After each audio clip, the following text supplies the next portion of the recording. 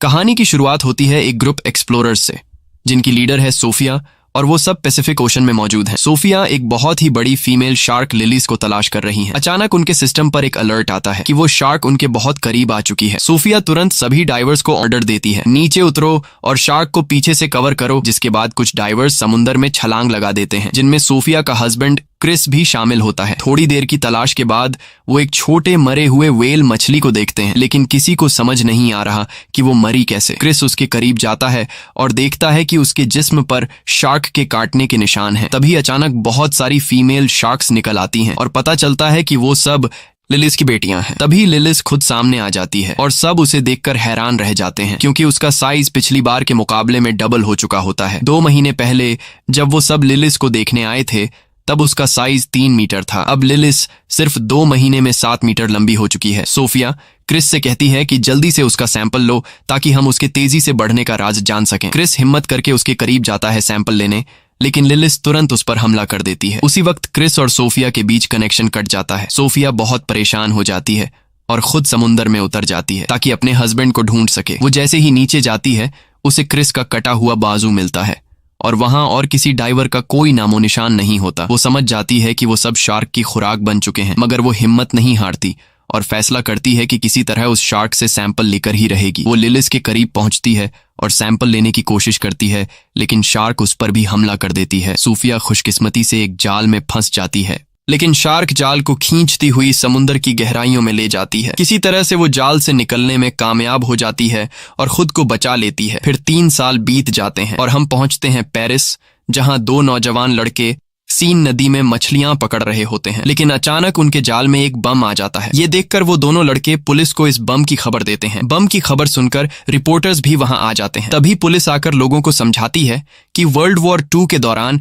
यहाँ शेल्स और मिसाइल्स रखी गई थीं, इसलिए डरने की कोई जरूरत नहीं है। यहाँ अक्सर बम मिलते रहते हैं और जब तक हम यहाँ हैं कुछ नहीं होगा। लोगों को यकीन दिलाया जाता है कि नदी सुरक्षित है। फिर हम पहुंचते हैं व्हेल कंजर्वेशन सेंटर, जहां हमें सोफिया दिखाई देती है। अब सोफिया ने शार्क पर रिसर्च करना बंद कर दिया है और अब वो बच्चों को मछलियों के बारे में जानकारी देती है। लेक्चर के दौरान उसे महसूस होता है कि कुछ लड़के उसका मजाक उड़ा रहे हैं। वो कह रहे होते हैं, कहाँ है वो सैंपल जो तुम्हारे हस्बैंड ने लाया था? क्या वो शार्क उसे मारकर सिर्फ सैंपल ही छोड़ गई? सोफिया बहुत दुखी हो जाती है और लेक्चर छोड़कर बाहर निकल जाती है। तभी एक लड़की नोरा उसे रोकती है और कहती है, मैं तुम्हारी सबसे बड़ी फैन हूँ। मैं तुम्हारे सारे रिसर्चेस को फॉलो करती हूँ, खासकर शार्क वाले। सोफिया कहती है, मैंने वो सब रिसर्च उसी दिन छोड़ दिए थे जब मेरे हस्बैंड की मौत हुई।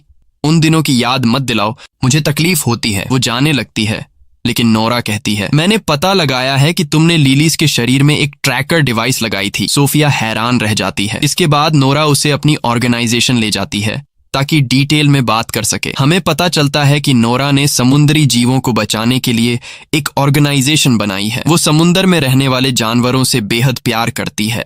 नोरा सोफिया को बताती है कि उसने पिछले 3 साल से लिलीज की मॉनिटरिंग की है और कहती है, सोफिया, तुम्हें ये पता नहीं होगा कि लिली सब सीन नदी में है। सोफिया हैरान रह जाती है और कहती है, ये नामुमकिन है क्योंकि शार्क फ्रेश वाटर में जिंदा नहीं रह सकती। नोरा बताती है कि क्लाइमेट चेंज और पॉल्यूशन ने लिलीज की नेचर को बदल दिया है और अब वो इस माहौल में भी जीने के काबिल हो गई है। हमारे ग्रुप की कोशिश है कि उसे वापस समुंदर में भेज दें, वरना वो किसी भी वक्त मर सकती है। नोरा कहती है, मैं आज रात डाइव करने वाली हूँ, तुम भी साथ चलो सोफिया।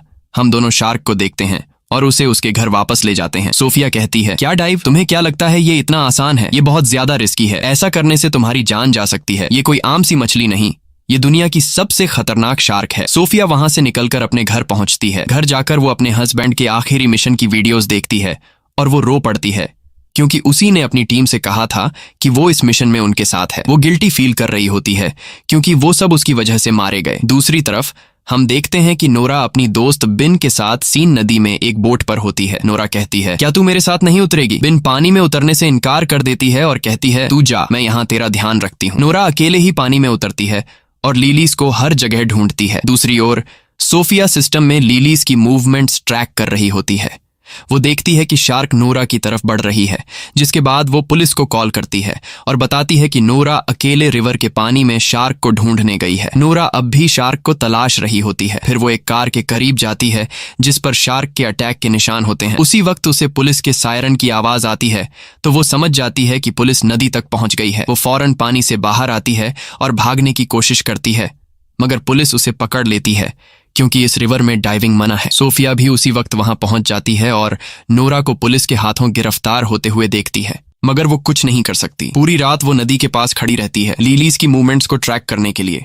अगले दिन नोरा अब भी पुलिस स्टेशन में होती है क्योंकि वो कुछ भी बोलने को तैयार नहीं होती कि वो नदी में क्यों गई थी। वो सिर्फ कहती है, बस यार मैं तो नहाने गई थी। इंस्पेक्टर का नाम आदिल होता है।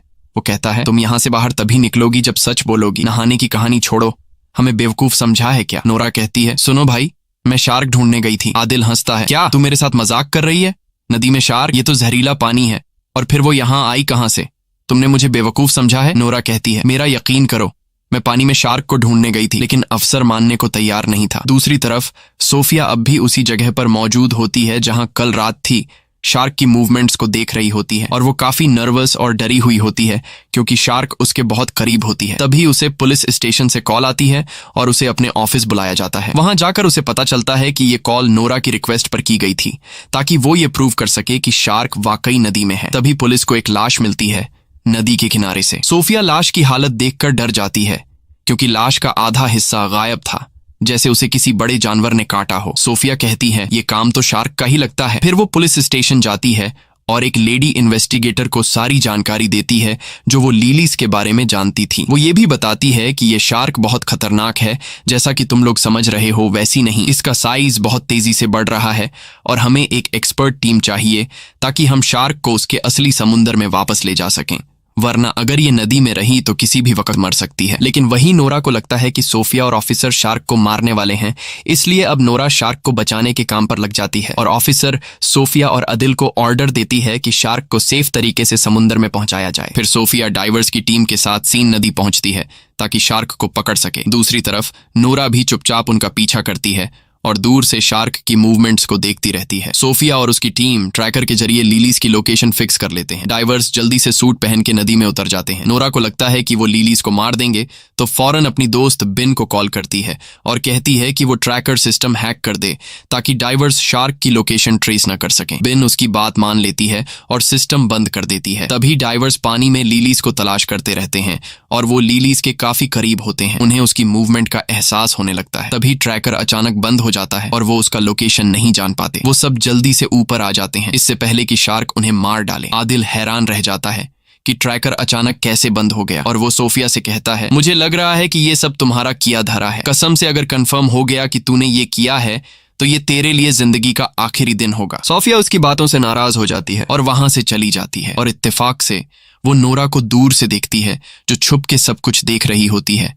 तो वो फौरन समझ जाती है कि उसी ने ट्रैकर का सिस्टम खराब किया है। रात को आदिल अपनी अफसर से बात कर रहा होता है और कहता है कि हमें दरिया के आसपास सब रुकावटें लगा देनी चाहिए जब तक हम उस शार्क तक नहीं पहुंचते। तो वो कहती है कि हम नदी का किनारा बंद नहीं कर सकते क्योंकि कुछ दिनों बाद यहाँ एक बहुत बड़ा रेस फेस्टिवल शुरू होने वाला है जिसे हम किसी भी हालत में रद्द नहीं कर सकते। पता चलता है कि ये फेस्टिवल एक बड़ी स्विमिंग रेस है जो सीन नदी में होने वाली है और इसमें देश के सबसे प्रोफेशनल स्विमर हिस्सा लेने वाले हैं। जाहिर है कि सिटी मेयर इस फेस्टिवल को कैंसिल नहीं करेगी क्योंकि इस पर $1 अरब से ज्यादा डॉलर खर्च हो चुके हैं। आदिल बहुत मायूस हो जाता है और सोफिया के बारे में सर्च करता है और उसे सब कुछ पता चल जाता है कि उसके आखिरी मिशन के बाद क्या हुआ था। उसका हस्बैंड और पूरी टीम मर गई और वो अब भी खुद को कसूरवार मानती है। आदिल बहुत दुखी होता है कि उसने उसके साथ सख्त बात की और उसे नाराज करके भेज दिया। अगले दिन नूरा एक वीडियो बनाती है जिसमें वो शार्क के साथ हो रहे जुल्म पर बात करती है। वो कहती है कि हर साल लाखों शार्क मार दी जाती हैं ताकि ब्यूटी प्रोडक्ट्स और अमीरों के खाने बन सकें। ये क्रिएचर भी इंसानों की तरह जीने का हक रखती है। वो अपने जैसे नौजवानों से कहती है कि वो उसकी ऑर्गेनाइजेशन में शामिल हों और लेलिस शार्क को समंदर वापस पहुंचाने में मदद करें। सरप्राइज ये होता है कि वीडियो को लाखों व्यूज मिलते हैं और उसकी टीम में सैकड़ों नौजवान शामिल हो जाते हैं। सबका एक ही मकसद होता है, लेलिस को सलामती से समंदर तक वापस ले जाना। फिर आदिल सोफिया से मिलता है और कहता है, मैं माफी चाहता हूं अपनी बदतमीजी के लिए और वादा करता हूं कि मैं तुम्हें सिटी मेयर से मिलवाऊंगा। तुम उसे सब कुछ समझाओ। जिसके बाद आदिल सोफिया को मेयर से मिलवाने ले जाता है। सोफिया मेयर को सारा किस्सा सुनाती है और स्विमिंग रेस बंद करवाने की रिक्वेस्ट करती है, मगर मेयर कहती है कि हजारों फौजी वहां पर मौजूद होंगे और फेस्टिवल अपने टाइम पर ही स्टार्ट होगा, कोई शोर शराबा नहीं चाहिए। सोफिया गुस्से में आकर कहती है, ये फेस्टिवल कैंसिल होना चाहिए, वरना तुम सैकड़ों लोगों को मौत के मुंह में भेज दोगी। अगर वो लोग नदी में उतरे तो लेलिस एक एक करके सबको खा जाएगी, और तुम्हें अंदाजा भी नहीं है कि लेलिस दुनिया की सबसे खतरनाक शार्क है जिसे कोई भी काबू नहीं कर सकता। मेयर कहती है, देखो बहन, साफ साफ बात सुन लो, फेस्टिवल कैंसिल नहीं होगा, सरकार ने $1 मिलियन खर्च किए हैं इस पर। फिर मेयर पुलिस को ऑर्डर देती है कि किसी भी कीमत पर उस शार्क को मार दिया जाए। पुलिस सोफिया से मदद मांगती है तो सोफिया कहती है, मैं एक प्लान बनाऊंगी कि हम उसे नदी से निकालकर समंदर ले जाएं, मगर उसे मारा नहीं जाएगा। वो एक प्लान बनाती है जिसमें खास फ्रीक्वेंसीज के जरिए शार्क को ट्रैप किया जाएगा और थोड़ी देर के लिए बेहोश करके उसे समंदर में शिफ्ट कर दिया जाएगा। मगर प्लान शुरू होने से पहले बेन आ जाती है और वो मान जाती है कि उसने ही ट्रैकर सिस्टम खराब किया था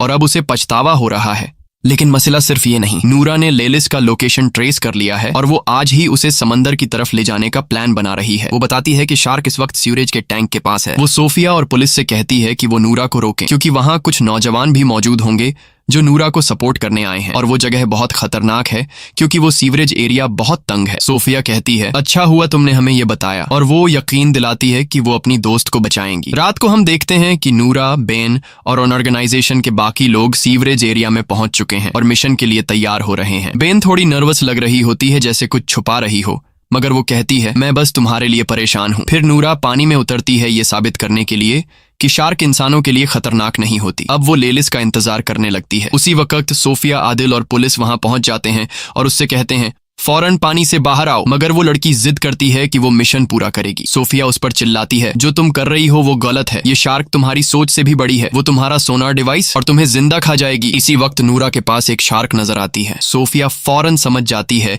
कि ये छोटी शार्क लेलिस की बेटी है, लेकिन नूरा बहुत एक्साइटेड होती है और शार्क के करीब जाती है और उसे छूने लगती है ताकि सोनार डिवाइस से उसका पता लगा सके। तभी अचानक आदिल पानी में छलांग लगा देता है ताकि नूरा को बचा सके, लेकिन अचानक शार्क गुस्से में आ जाती है और नूरा पर हमला कर देती है और उसे निगल जाती है। उसी समय पूरे इलाके में हलचल मच जाती है और सभी नौजवान डर के मारे वहां से भागते हैं और उनका जो फालतू सा प्लान था शार्क्स को बचाने का, वो इन्हें ले डूबता है। अब हर एक बंदा खुद को बचाने की कोशिश में लगा हुआ था, लेकिन बदकिस्मती से जगह तंग होती है और काफी लोग पानी में गिर जाते हैं और लेलिस और उसकी बेटी उन्हें मार देती हैं। हर तरफ पानी में इंसानों के टुकड़े नजर आ रहे थे। सारा पानी खून से लाल हो गया था। जैसे तैसे करके स्विमर थोड़े बहुत लोगों को बचा लेते हैं, लेकिन ज्यादातर लोग वो होते हैं जिनके हाथ या टांगें कट चुकी होती हैं, यानी वो सिर्फ बचा हुआ शरीर वापस ले आते हैं। फिर सब जख्मियों को पीरिस के हॉस्पिटल ले जाया जाता है, जहां सोफिया शॉक में खड़ी होती है और यकीन नहीं कर पा रही होती कि क्या हुआ। वो रोने लगती है, अपने शौहर और पुरानी टीम को याद करती है। तभी आदिल उसके पास बैठता है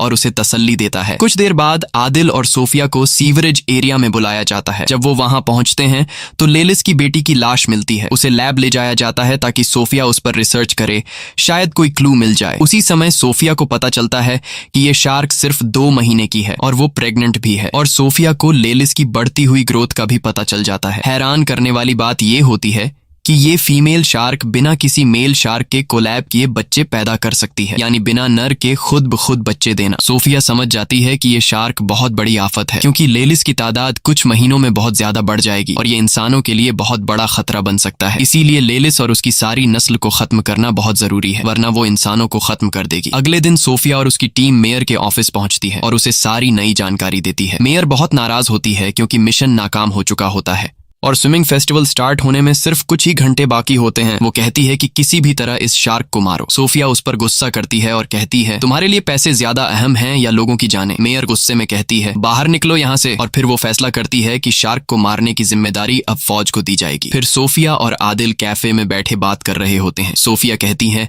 अगर फेस्टिवल को ना कैंसिल किया गया तो बहुत बड़ी तबाही हो जाएगी, क्योंकि मेयर पैसों की भूखी है और मुकाबला हर हाल में कराएगी। आदिल कहता है, चलो मिल के दुनिया बचाते हैं। वो दोनों प्लान बनाते हैं कि वो मेयर के बिना शार्क्स को मारेंगे। फिर आदिल अपने दोस्तों से बात करता है और उनसे मदद मांगता है। सब दोस्त राजी हो जाते हैं और एक टीम बनाते हैं। पहला काम ये होता है कि 2 बम एक्सपर्ट्स को बुलाया जाए ताकि वो पानी में डायनामाइट लगाए और उसी से लेलिस को मारा जाए। फेस्टिवल के दिन सोफिया, आदिल और पूरी टीम नदी में गोता लगाती है और शार्क्स की तरफ बढ़ते हैं ताकि बम खास उनके घर में लगा दें। उधर मेयर मेला ओपन कर रही होती है।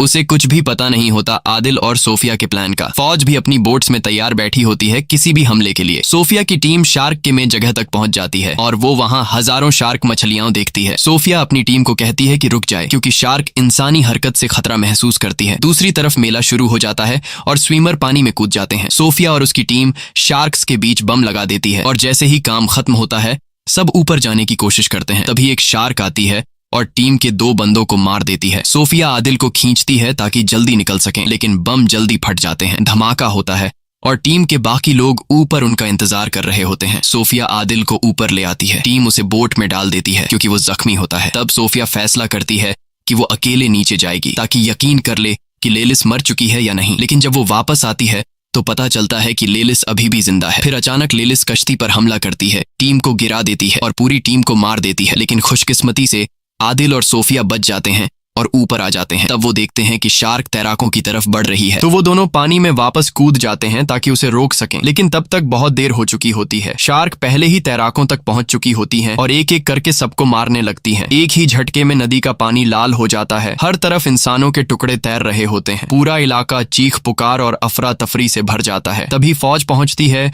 और लेलिस पर गोलियां चलाती है, लेकिन उन गोलियों का उस पर कोई असर नहीं होता। सबसे बड़ा खतरा ये होता है कि नदी के नीचे कई बम पहले से लगे होते हैं। अगर कोई गोली उन पर लग गई तो पूरा शहर उड़ जाएगा। और फिर वही होता है, एक गोली बम से टकरा जाती है और जोरदार धमाका होता है। पूरा शहर तबाह हो जाता है। धमाके की वजह से एक भयानक सुनामी आती है जो पूरे शहर को बहा ले जाती है। कई लोग डूबकर मर जाते हैं, जिनमें सोफिया और आदिल भी होते हैं। सोफिया पानी की सतह पर आती है और बेहोश आदिल को देखकर किसी सुरक्षित जगह ले जाती है। दोनों एक लोहे के बड़े टुकड़े पर चढ़ जाते हैं। कुछ देर बाद आदिल को होश आता है और वो पूछता है, हम कामयाब हो गए? शार्क मर गई ना? सोफिया उसकी तरफ देखती है। उसकी आंखों में आंसू होते हैं, लेकिन वो कुछ नहीं बोलती। आदिल चारों तरफ देखता है और सदमे में चला जाता है। पूरा पेरिस शहर डूब चुका होता है और हर तरफ शार्क मछलियां तैर रही होती हैं।